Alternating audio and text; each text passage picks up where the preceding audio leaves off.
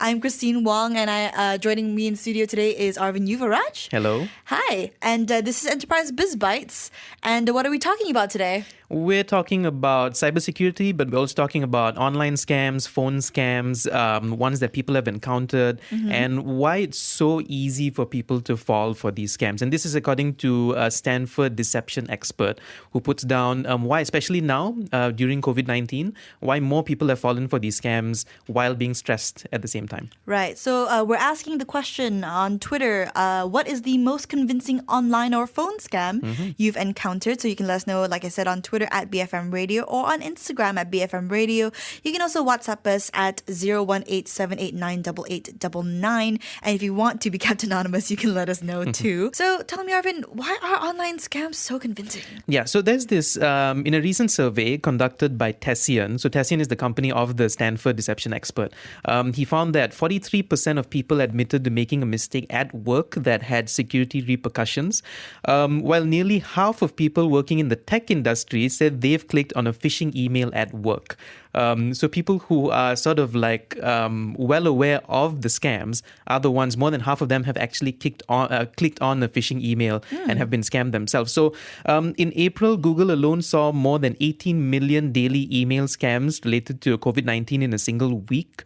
Hackers are taking advantage of psychological factors such as stress, social relationships, and uncertainty that affect people's decision making. So the article sort of breaks down like why exactly people are going through this and why especially now they're falling prey to scams.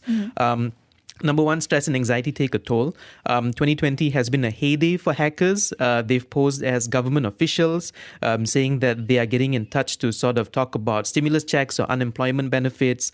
They even say that someone has overpaid and they are threatening jail time. They've impersonated health officials, which is why the World Health Organization had to send people messages and say, don't fall for these scams. It's not them.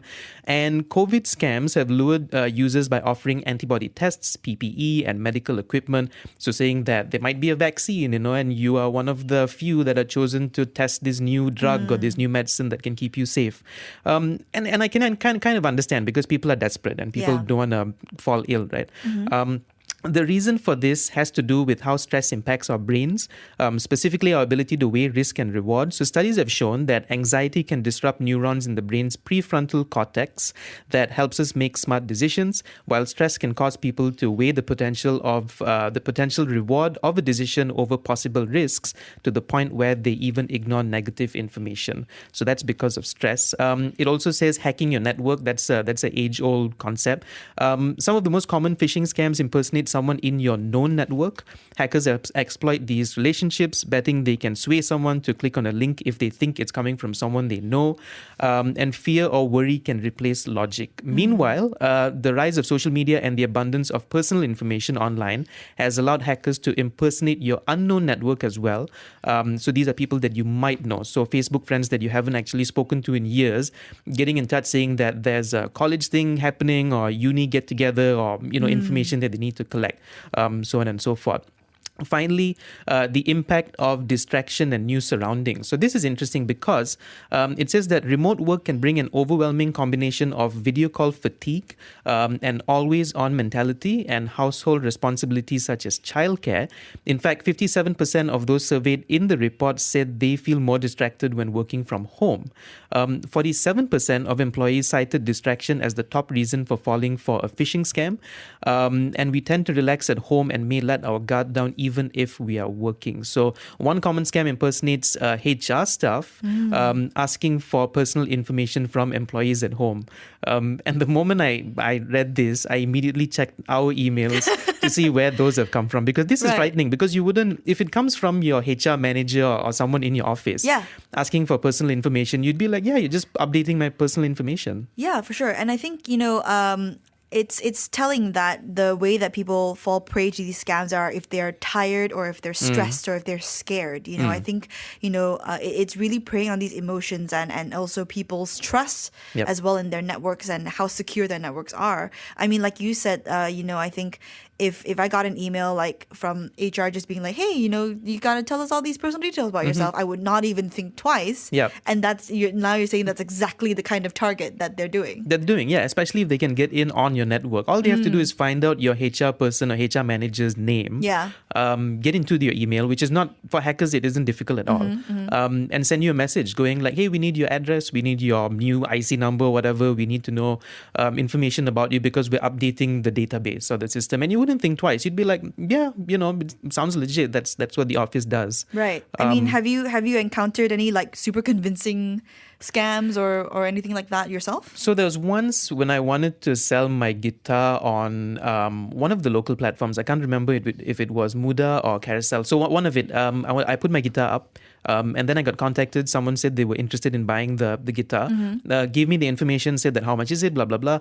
And then they said that they would send someone in the country to pick it up, and that they were overseas in the UK. And then I got a bit like suspicious. I was like, why? Because it's not a big guitar. It's a beginner's guitar. Why do you need to ship it? Yeah. It's not like a one-of-a-kind guitar. It's not like a collector's piece. It's a basic entry-level guitar. Yeah. I'm like, why is someone in the UK doing all this? Then they said they would send someone to pick it up, like a courier, and I would have to pay the courier first. Oh, no. Yeah.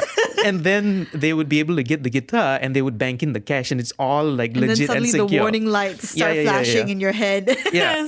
And this was like halfway through the process, like a whole day after WhatsApping and getting the emails done. And then it was like red flags, and I'm like, wait, I'm not paying you to buy my guitar. Yeah. So I called it off. I'm like, I messaged him. I think he got suspicious. Just stopped messaging after that. Well, if we can fall for it, I guess anyone can. Yeah. So, let us know if you've encountered any convincing online or phone scams. We have a couple of responses, but we'll do that after we come back. For now, we've got Let's Stick Together by Brian Ferry here on BFM 89.9. You are listening to Enterprise Biz Bites with me, Christine Wong, and joining me in the studio is Arvind Yuvraj. And today we are asking you the question, what's the most convincing online or phone scam you've encountered? You can let us know on Twitter at BFM Radio or on Instagram also at BFM Radio, or you can send us a WhatsApp at 018-789-8899. Well, of course, it's not just us on the show. We have an expert to shed some light on the nature of online/phone scams. Yeah, so we got in touch with Fong Choong Fook. He is the CEO of LGMS. They're also the official white hat hackers for many organizations here in Malaysia. So he is a cybersecurity expert. So we got in touch with CF. He is on the line, and we're asking, CF, locally, what's the most common way people get scammed online, and why do you think that's the case? I think in Malaysia, the most common way people to get scammed either is through phone or email. These are the two most common way people get scammed into buying stuff or maybe transferring their money into third parties. Nowadays, we're already living in a time where we have placing so much trust in phone and phone calls and emails. So we become somewhat blindly believe that information that's coming from these channels, like when someone told us over the phone and someone told us they are the police, they are an authority, then we trust them because we already trusted the channel so much, and we become blindly believe what is coming out from the channel without further thinking. Same goes with email. Email would be even more devastating because email can be easily forged. Whenever you receive an email, the from field can be manipulated easily. So this is still one of the weakness in the protocol for email system. So email can be forged easily, and when you're not careful, and if you have accidentally clicked on something that comes with the email, whether it's a link or attachment, that's where the scammers or the fraudsters can perform further activities on the victim. Another thing is social media. We are so susceptible to information wires, are so susceptible to listen to follow up with information that's come through social media. So something that our friends shared or something that we see on social media, we can just blindly believe it. Now this happens a lot when people see some good deals on social media, where some vendors selling some products at an amazingly cheap price, and a lot of people actually go in and click on the link and follow. follow through by buying the products on social media, and a lot of them get cheated. Um, so I think in conclusion, the reason why many people got scammed nowadays is also because the convenience of the communication channels. We have phones, we have instant messages, we have social medias. Right. So, is there like a quick guide or a list of to-dos that people can refer to in order to determine if something is a scam or not? I guess, like, what's the easiest way to figure out if something is legitimate? Yes, there is a quick guide, for people who are in doubt. All right. The first thing first is whenever we hear something or see something, and we should check first. We should validate and check first. Now, how do we check? There are websites provided by the government, multimedia commission that you can go and validate the news and or even some of the common scam cases. We are talking about a very broad range of scams here. If I can break it down to different types, right, then I can further narrow down what are the ways that we can do. Okay, we can talk about the most common scam, the Macau scam, right? You probably receive a call coming from financial institutions claiming that your credit card has been fraud, or there's some someone using your card somewhere else and required you to cooperate so that you won't have further damages. Now, whenever we receive calls like these, right, claiming from financial institutions, the first rule of thumb is that we should just hang up. All right, financial institutions will not call you, all right, to give you instructions to follow through and do some setup or some activities. Whenever we receive the general rule of thumb is this: whenever we receive any calls coming from financial institutions, we can just hang up, right? Because if there's anything important, the banks or insurance companies, they will send us a letter anyway. So we just hang up whenever we receive any calls from financial institutions, especially when they demand us to do a series of activities. Now, come back to the credit card false credit card charges. Let's say our card was really being used by a third party and in an unauthorized way. We can just hang up the call as well, and we can call back the bank and inform the bank that you suspect that someone was using your card and make the report. So you do not have to do everything when the bank calls you, right? If you're really in doubt, then you can just hang up and call back to the bank.